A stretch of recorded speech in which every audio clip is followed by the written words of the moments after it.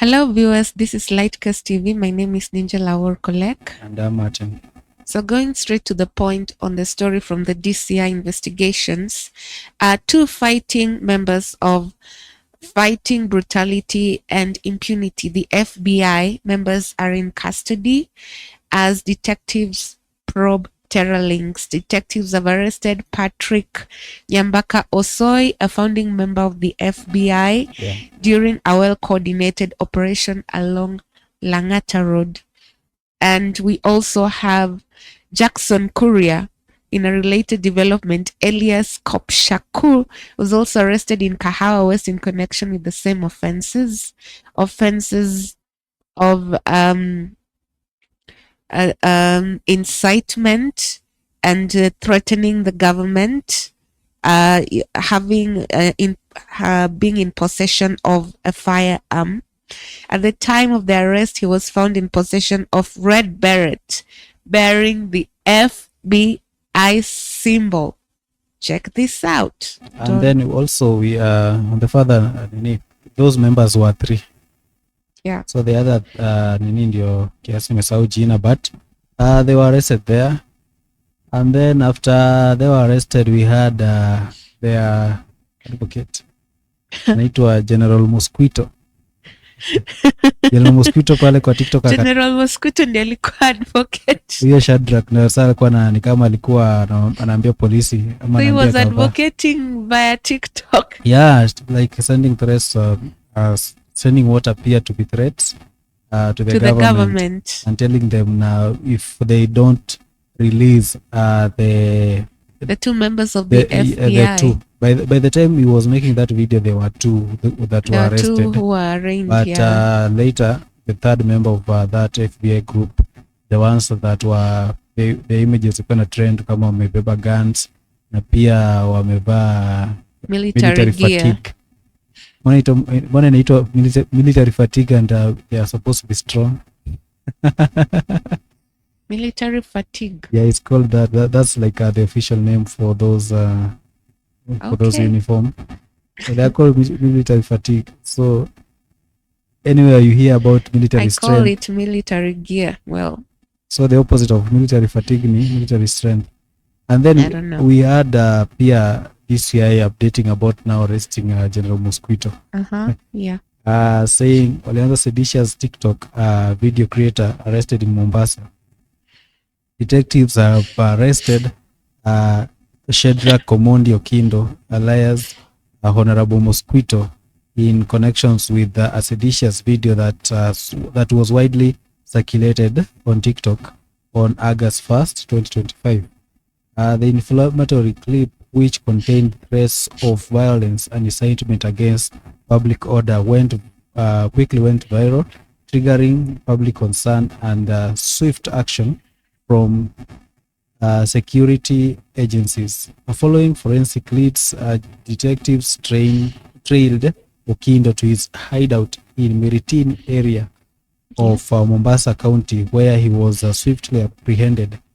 A subsequent search of his residence revealed the following: 2 pairs of tactical combat fatigues, a notebook with the writings, "We are going to apply guerrilla resistance tactics, and justice to all freedom heroes," and 3 mobile phones, assorted documents linked to the Justice Direction Party, among other items. Okindo is currently in custody, undergoing processing as he awaits his court appearance. That statement was made on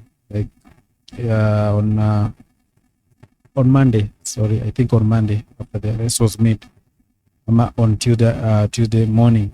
So other before we go to this, the other DCI, not DCI but FBI members. So there was this joke that was trending that the DCI arrest FBI. So even other before we proceed further, for a person like let's say General Mosquito ana kutokea kwa TikTok na kusema and sending that video or that message to the government, like unajua kuna vitu vingine tumeweza kuwatch kwa movie You remember the scenes where kwa movie where the terrorists wanashika wa Americans ama foreigners and then demanding that your person Ransom. demanding ransom money. You see the way they do those videos. So unajua like a common scenario where Nowhere. terrorists anapatia demands. That's how now General Mosquito ana operate the government and telling the government if they don't release their members ama the persons ama those FBF members, utakuwa na consequences from different section of the military na pia the police. What do you think about that? Was it a wise move kulingana wewe? No, I don't think that was a very, very callous and very, very dangerous and I'd say very ignorant move on his part. Has he served as a member of the KDF or has he served in the police? I don't think he has a history of He hasn't, serving right? in any capacity. He hasn't? No. No, he hasn't. So for him to be, he might have an apologetic sentiments towards the individuals, the ex-KDF and the ex-cop guy who were arrested. But the fact that he came up with such a video and threatened the government of the day, threatened the establishments of the day, the security apparatus and the forces that were operating, I think that was a very callous and stupid move on his part. Because as we speak right now, Kenya, we might be at crossroads politically. Yeah. The temperatures are very high politically. And as much as they are high politically, we have to understand that as much as people are now woke in terms of what is going on around the country in governance and economics and social justice, that there are systems that are in place to ensure that checks and balances are maintained. Yeah. We have rule of law, we have the constitution, we have departments, or we have state departments that are very, very vigilant to ensure that Kenya does not degenerate to the country that Haiti has degenerated into. Remember, Haiti has a history of having a very corrupt president who was overthrown by the people that he worked with, the thugs, and now they took over the country. And we do not want Kenya to degenerate to a banana republic whereby we have thugs, we have the military calling the shots, and people going to their homes scared and just wondering how their lives are going to be. So I think that the best thing that he would have done, he would just stayed away from wearing the military gear and just distanced himself from, making very color statements. Because when you make such color statements, wearing what you call military fatigue, according to what you've said, you wear military fatigue, and then you expect the DCI, you expect the security apparatus in the country to just sit by and watch you do what you do, while the opposition leaders are giving the government jitters. There is no way it's not even that they are going to let you get away with it. You are going to be called to question. You are going to answer some questions. You are going to be arraigned in court actually for threatening the government. It's actually unacceptable. In the US government, you cannot afford to do such a thing. To threaten the government of the day, US government being the most powerful institution in the world, anybody, even if you have dissent against what the government policies are, there is a way to bring criticism. There is a way to scrutinize. There is a way to bring checks and balances. But going out and calling out the president, calling out the government of the day and giving them threats, and saying that you've got firearms and that we will use whatever means necessary, So that is just out of the question. And I I think that was absolutely stupid, if you ask me. I think the way you've said is stupid, and even the way I always say of late that even right now, at a high school student is wise enough to approach some things. Exactly. You see, these are without even adding the other three guys. These four guys, if countenance add water, they are men. Yeah. And they should have some capacity of wisdom, unajua, of how to do things. No. Like if we still stick kwa hiyo General Mosquito. Unajua, first of all, people thought that the guy is making those statements out of Kenya. Exactly. I also thought the same thing. Me, I actually thought that maybe he's in the US or maybe he's in the Middle East or maybe another part, some part of African continent outside Kenya, only to realize that ako tu hapa Mombasa. And pia unajua pia hata kama angekuwa in other nations, let's say for example akuwe kama wangetumia Interpol wamtrack. Wangetumia Interpol, because that still inamaanisha if you can threat the safety of, if you can appear to be threatening the safety of a nation, ama to destabilize another government in war, for example, in court, because we don't want to conclude maybe intentions zao. Even that government will participate into extraditing you ama deport from their country back to your country. You understand? Absolutely, especially if Kenya has bilateral agreements or they are friends.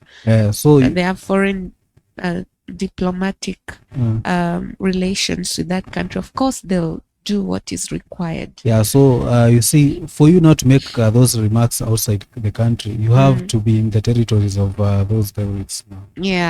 They will give you that security, that what you want, what you need to be anonymous. Unaona, hata kama, let's say for example, we are not even sure maybe the way the police work in real time, because let's use scenario cards a movie. The way wakienda ku make remarks huko kwa hizo country zao, unaona, unapata in some way unakuanga na a lot of research kujaribu ku figure out this guy, this person, where is he speaking from. Unaona, kuchukua video, kuanalyze IP address, kuanalyze nini, what the camera that record where na nituka nini. So alipatikana simu zingine kaje na dini, like unapata. So and I recommend wisdom, just a bit of wisdom, because right now the government is feeling that kuna venye ina feel kama iko so vulnerable to some things. Kama it's vulnerable to dissent. Kama the innocent agents wanaenda huko nje na wana face that brutality from the force, na si hata wamebeba gun, wamebeba tu handkerchief maybe na maji na vitu hata hizo huumiza mtu, unaona. And you now let's shift kwa hao watatu wenye walishikwa kando hapo pia nini. Wao mnaenda mna record video kama umeshika gun, unaona, na umeaddress in a way that in most cases hata comment ya watoi ama comment ya mtu mwenye hayuko conversant enough mambo na terrorism, ataona tu jamaa watch kwa movie, ataona why are you dressing like this person mwenye amekuwa na historia kuvuruga amani ya nchi. Be seen as a threat. Of course, automatically, even a person that a normal person who doesn't know much about the military or the police, they'll see you as a threat. They'll see you automatically as a threat. And let's say, for example, hata kama you are campaigning for something that you want to change the interest of wananchi, what if now, for example, William Ruto may step down now for you, na kuna mtu anafaa aelektiwe ahead the country, will the people watakuwa na ile trust na way that if they give you that leadership you will lead now in a good way, if you are making some type of remarks mbele ya watu hawata kutrust. Absolutely not. Unaona, wataona You tu won't be wewe trusted. you're being maybe another Idi Amin in the making. Full of euphoria, you are so excited, Eh. and you're taking advantage of the situation in the country, Yeah. and you're not even thinking about how to ensure that the temperatures are plummeted down in such a manner, because as much as you portray yourself to be a freedom fighter, there is a way to do it in a manner that it does not bring or escalate tensions, Yeah. even in this security apparatus of the country. I feel like there are some members of the police who have expressed um their ideology about what's happening in the country. They have expressed their dissent, they have expressed their thoughts in a manner that it does not align to what the government wants them to say. Yeah. But at the end of the day, they have the right. They are Kenyans, yes. They wear the police uniform, they wear the army, but they speak it out, the dissent against the government, in a respectable manner. But when you go out chest thumping, showing and brandishing off your weapons and telling out the government that we will do what it deems necessary to kick you out, then what do you expect? Yeah, so In fact, I am very very proud of the DCI at first. At first mi nilikuwa nimechukia DCI because of a personal thing that happened to me, but I am happy that actually they took this thing seriously. They took it out seriously, because we cannot have such let's say individuals brandishing and talking like that while we have systems in place to ensure that there is security. let's say for example, even if kuna ile wanasema there's freedom of expression. Let's say the three guys were given that freedom of expressing themselves na what they think what they think is wrong with the government, or issuing an ultimatum to the government, wangekuwa allowed na kuwa they are just free to roam around and just to talk what they feel. Unajua kuna ile power of the tongue. Yeah. Na many people wangekuwa recruited into that stuff kwa sababu wanafeel wanaongea basi wacha tuongee, and that hiyo kurecruit maybe in terms of now talking, it can turn out to be something that is now messy into the in threaten the peace and stability of just the people maybe staying in a particular place. Because unaona kama kumekuwa na historia hizi two groupings zenye zina happen, maybe for example this vigilante militia groups that are coming up, sungu sijui kuna nini, unajua kumekuwa na hizo na zimekuwa hata kuna zenye zimekuwa zimerise nini place Kisii, kuna place kama Pokot na kutoka hizo, kuna place ya Mount Kenya, unaona kwa zimerise.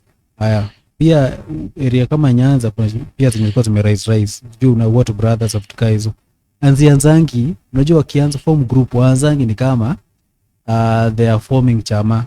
Hapana, there's usually an ideology, wanaanzaga tu na kushare idea.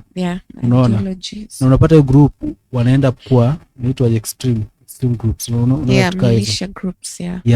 So for you to come up na kitu kama hiyo and you are just talking, ukifeel that you have a freedom of expression zenye ziko huko Middle East, you feel that you have a freedom of expression, it's like you are like kwa jaga kuna kwa na proverb inaitwa a saying inasema like we are trying Jesus na cigarette. Unaona, una try gava na cigarette, unaona you are just putting yourself into trouble. Unaona, especially ukiangalia the political environment kwa nayo size. Hata despite unakumbuka the MRC, Pwani si Kenya, Pwani si Kenya, they walikuwa na push that narrative time gani? During time ya Kibaki. Uhuru walianza during time ya Kibaki, wakati Raila alikuwa prime minister, and you remember that time Kenya was generally peaceful. Unaona si kama after saizi 2007. si kama saizi kuna a lot of political tension na vitu kaa hizo in terms of now mambo na protest na vitu kaa hizo na extrajudicial arrests na murders. Unaona so kama MRC walinyamazisha hiyo time na We don't even know where they went. yeah walinyamazishwa. How they were silenced. Unaona So are we expecting such a thing is going to happen to these guys? I don't know.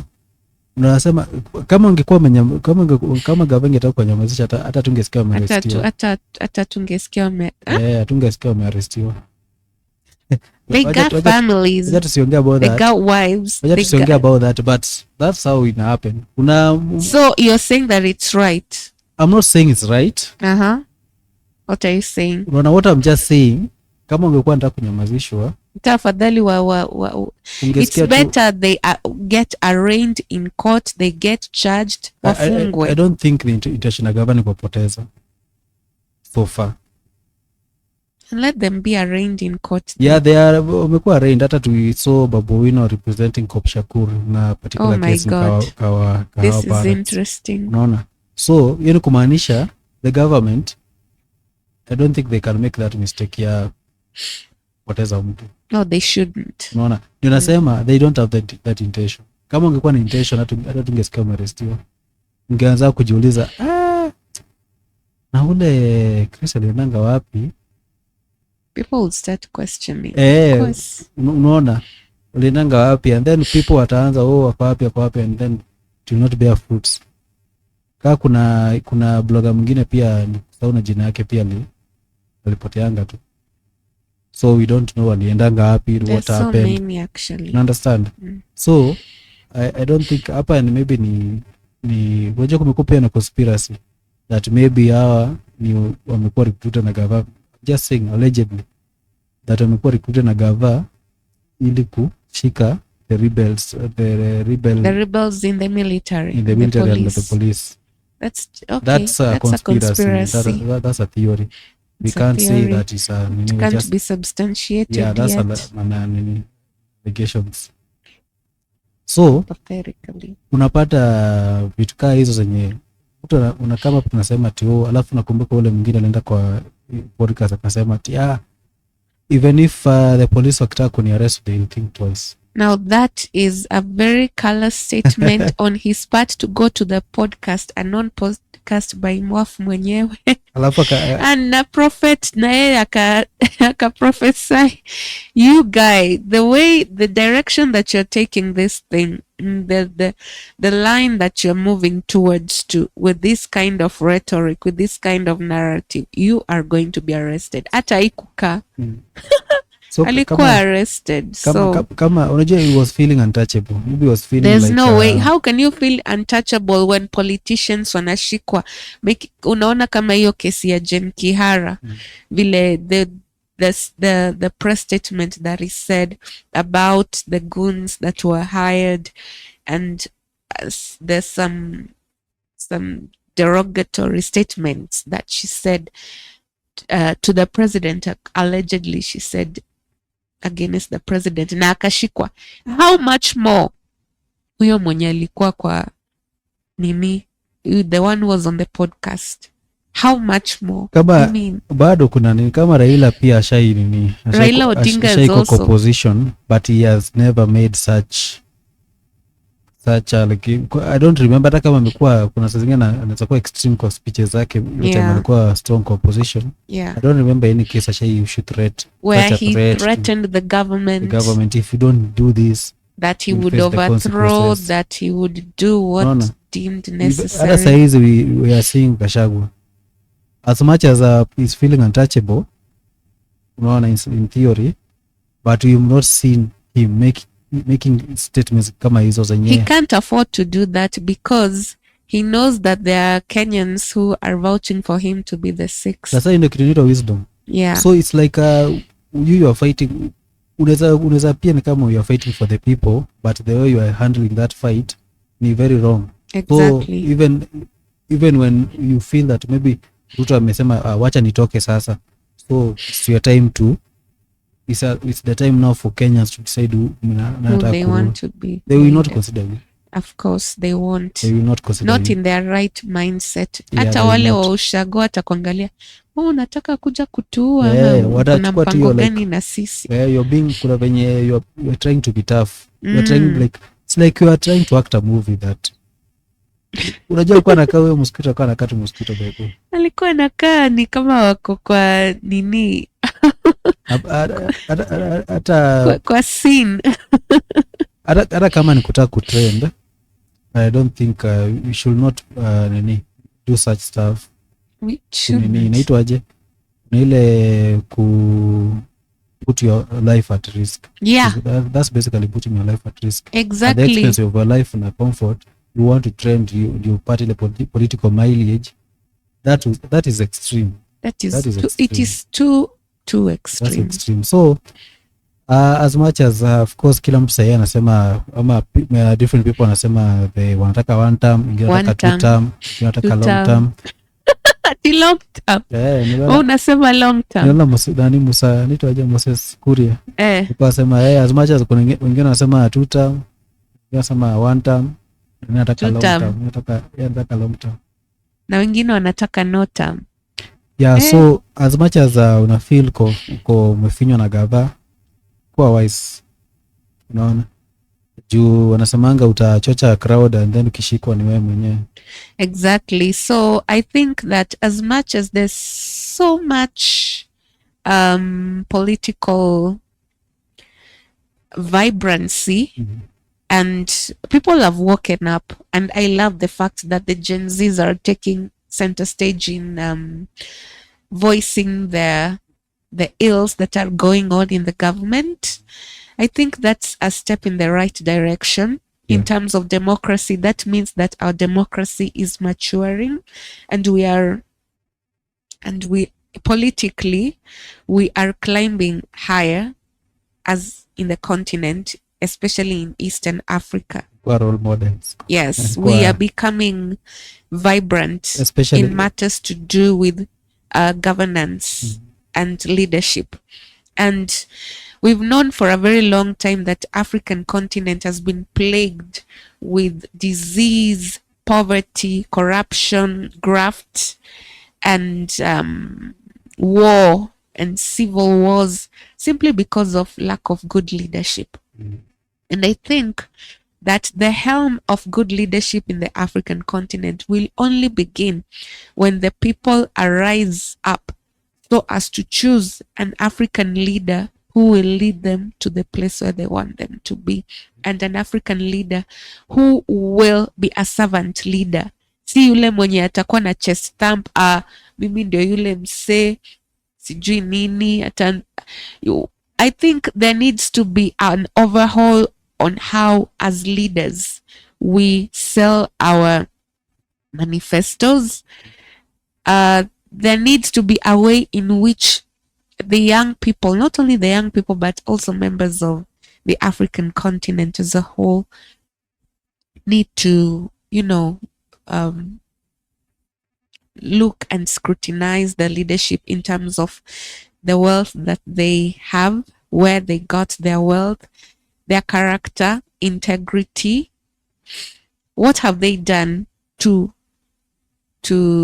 be able to woo us to vote for them to become leaders? What actually do they have as in terms of character, in terms of the things that they have done, their scorecard, leadership? Ni nini hizo vitu wamefanya on the ground to substantiate the fact that tukikupatia hii kazi as a president, as a DP, as an MP, as an MCA, as a woman rep, you're actually going to deliver. Hautaenda kutusitusi watu huko nje, hautaenda kumalign people or bring people down.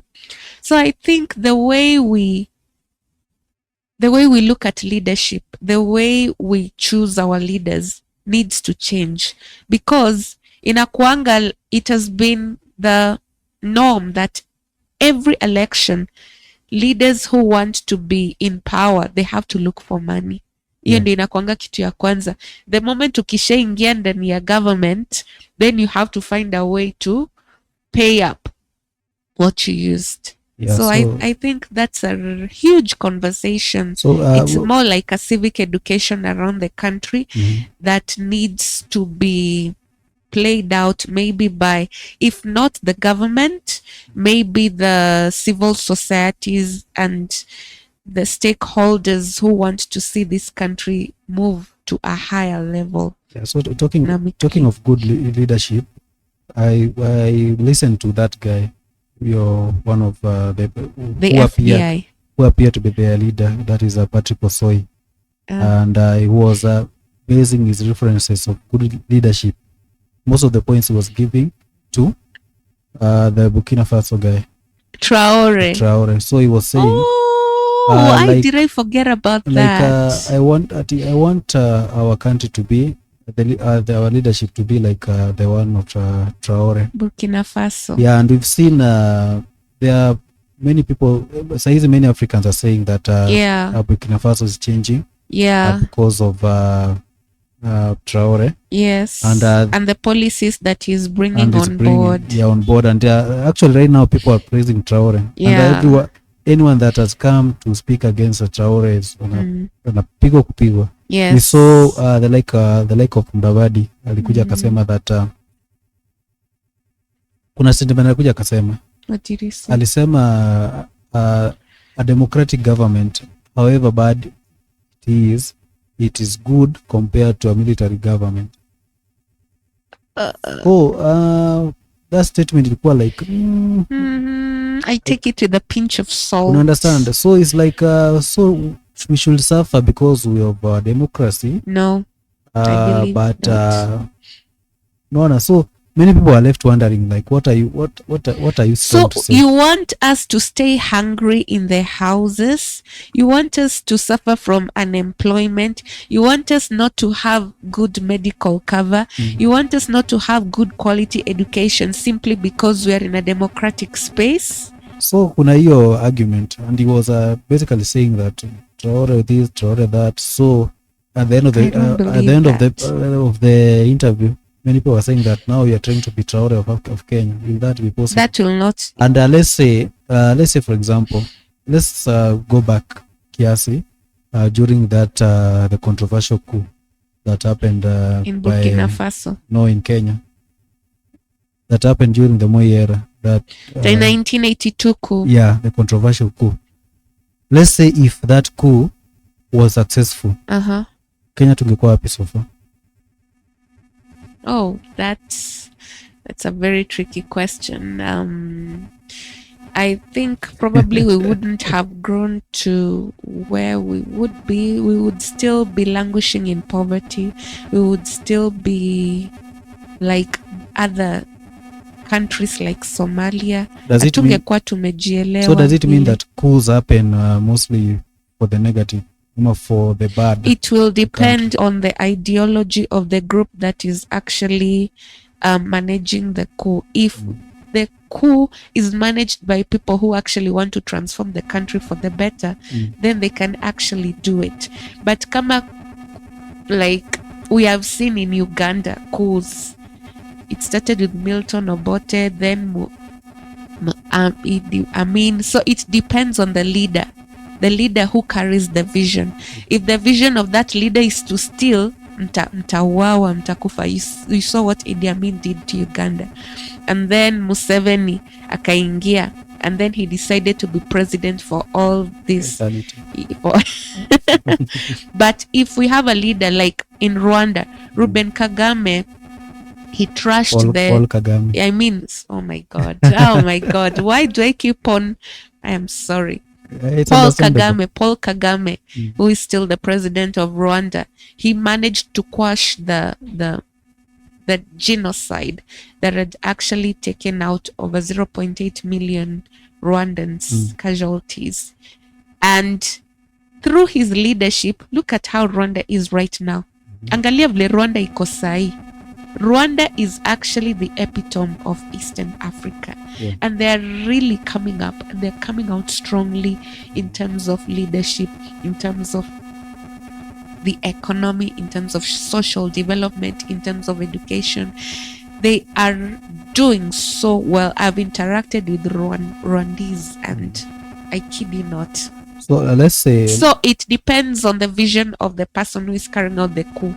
let's say, for example, we've seen, of course, we've given the examples kama Rwanda and Uganda. And also remember, there is this country by Cuba, Che Guevara and Fidel Castro.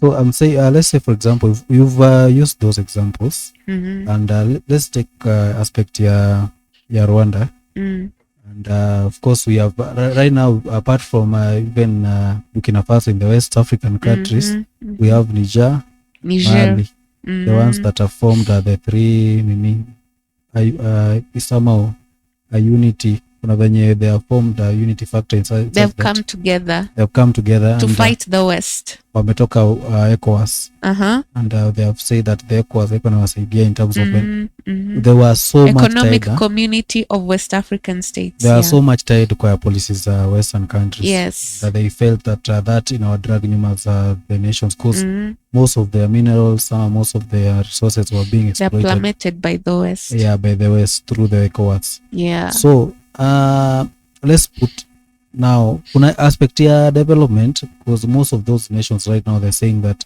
they have seen a significant improvement in terms of economy and in terms of stability.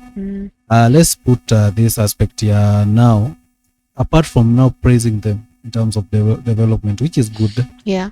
But now, what about democracy? Are you at a position ya kutoka and speak out your mind as a civilian? We saw in Mali just days ago the former prime minister from the government that was toppled alitokea akisema he was spotted talking ill about the government that is there, that is the military government, akisema he was going kwa pale kwa prison comforting wenye alishikwa na the junta government, kuambia like we stay strong, will overcome. Stay strong, we shall overcome. Yakaambiwa come here, go overcome pale kwa prison. So hapo inamaanisha as much as still we are talking about the goods that the military governments imewaletea kwa hizo countries, because not all the governments, not all the military governments end up kuwa positive in terms of even development, because right now we see places kama not South but Sudan, kumekuwa na hiyo after the democratic government was toppled, military ka take over, and then within the military waka split into two, wakaanza kufight each other. So right now Sudan is not in a good position, of which that's a bad example of how bad a military government can be. And we've seen, even apart from that, we've seen many kumekuwa na a lot of coups worldwide, but you can just you can just count the one that may turn out to be good, to be of good to the nation. So kumekuwa na itokea pia that in Burkina Faso there's no freedom of speech. Now that's negative. Okay, well, I would say something like this, that in every institution, in every region, it has its rules, it has its laws, it has its decrees, it has its system, the culture and the way of doing things. So probably I would say that when Burkina Faso's Traore came into power, his main agenda was to ensure that there is economic freedoms for the people in terms of education, in terms of health, in terms of food security, and also and to ensure that the country is protected from its borders, from enemies from the outside. Maybe that was his main agenda when he was coming into power. So when it comes to picking up a struggle, that is one of the struggles that he picked up. But as much as you're picking up a struggle to grapple with it, remember that there are people who are looking at the loopholes of the struggle that you're grappling with. As much as he picked up the struggle of fighting against economic, fighting against just to ensure there is economic empowerment, Yeah. and social justice for the people in Burkina Faso. The enemies, or maybe the competitors of Traore, saw that he did not allow dissent, or he did not allow like freedom to express, or freedom to speak Criticize. out, or to criticize some of the policies that he brought on board. Yeah. So to him, that is, it could be a flop, it could be something that he needs to work on, but currently, as we speak, So that, what speaks loudly right now is that people's lives are changing. So The let's- standards of living of people, the kids are going to school, people are living in good houses, they have access to water, they have access to food, they have access to healthcare, they have access to security. Those are the major things I think that was important for him. So it's- Now, in matters to do with democracy, probably, I remember he said something that he will be in the government, or he'll be in leadership maybe for 5 years. Then he will allow the country to go back to the elections. Now, to look for a democratic leader who will ensure that the legacy that he has started in Burkina Faso continues, where there is economic freedoms, plus now democracy, the power for the people now to speak and to delegate their power for leadership, and to ensure that the people that they choose are the right people to lead them to where they're supposed to be. So that- So there are pros and cons. So as a leader, you can't be perfect. I understand. Let's just ask you this question. In a military government, is there room for opposition leader? No, I haven't seen one. And And if you're in the opposition, probably you're outside the country. Or if you're inside, you're being protected. Give me the name of a opposition leader from Rwanda. Rwanda. Probably I've seen their faces, and I don't remember their names, but I've seen their faces. Yeah. Who in like the who news. who is the main opposition leader? Is it a man or a lady? Is it a lady? I don't really remember. I've not been following Rwanda politics because of what's been going on in East Africa. I haven't been checking that out. I'm sorry. We've been having a lady Yes, as opposition leader. And like I said, I had it at the back of my conscience. It was a lady. She's still young. She's maybe Is she still in Rwanda? 40s. She's there. In Rwanda. Yeah, but it's always like tukilekea elections anapotea ama nini nafanya? Ashikangwi anaikanga tu cases aziko. Sasa unaona hiyo ndio shida. I mean, this And then African like continent. it's like she has freedom. Unaona kama any other time she has freedom, but pia still she has freedom until to a particular capacity. But she enjoys, maybe anaweza tembea tu. She's unaona si kama Uganda na Kenya. Unaona?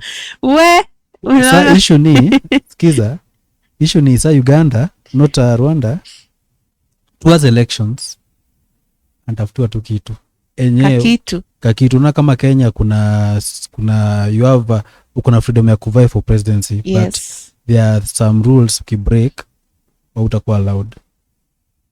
You understand? The IEBC will not allow you to run. Will not allow you because you've broken some rules. The rules are constitution. What the constitution gives you that opportunity. Naweza kwambiaje, ni kama umebreak rules za head of state in some way. Sijui kwa nanielewa. So towards election, huyo madamu naekewa maneno, anafanya anakuwa busy, alafu anakuwa busy kwa makoti, jina yake na lack kwa then inakosa kwa register. And then after election anaachiliwa na kuwa free. That is so bad. So what I'm saying, I understand pia, of course, kuna hiyo pros military government. Not all, just a few. Just a few. Siwezi sema kuna advantage, unaona, because it's not really advantageous for people. Unaona. I'm just saying based on those few ones yenye ni accountable, maybe 4 ama 3, you understand, but now the freedom of speech na nini ndio inakuwa lacked. So for those for that guy anaitwaje, Osoi, we don't know, maybe nini. Osoi, I think you need to think. Unajua apart from pia nini hiyo interview hapo kwa podcast, kuna other interview kwa shaenda kwa mainstream, kama there was one alikuwa kwa TV47. Kwa mainstream TV47. So yeah, but he was wearing just a civilian, and he was not kwa radical. I think he was advised. But yes. Now kwa iko nini akajambia iko nene Nagava kamwambia iko shida kuja tu nini. So thank you for tuning in. You can tell us what you think if in Kenya we have that that space of having someone like Traore, because we saw those guys were being inspired by Traore. Okay, as much as they were being inspired by Traore, I think they need to examine where they are, the environment that they are in. Na pia wanafaa waangalie Burkina Faso what happened, not just to copy paste things. They need to really scrutinize and need to do a lots and lots of research. Na pia they need to watch their tongues, because as we've said, right now this government is very jittery and you can't just say anything out of the blue, trying to threaten the government of the day and they let you go scotch free. I think they need to rethink their tactic, they need to rethink their strategy, and they need to rethink how they're going to change this country if they feel that they're the freedom fighters who will ensure that this country goes to the next level. Yeah, you can tell us what you think about comment section, na pia subscribe hapo Lightcast TV Kenya, na pia share video yetu kwa other platforms ama whatever platform you are, na pia unaweza cross kwa Lightcast TV Facebook page, Lightcast TV Kenya on Facebook. Yes. Na pia on TikTok at Lightcast TV Kenya, and see you on another video. Thank you so much. Yeah.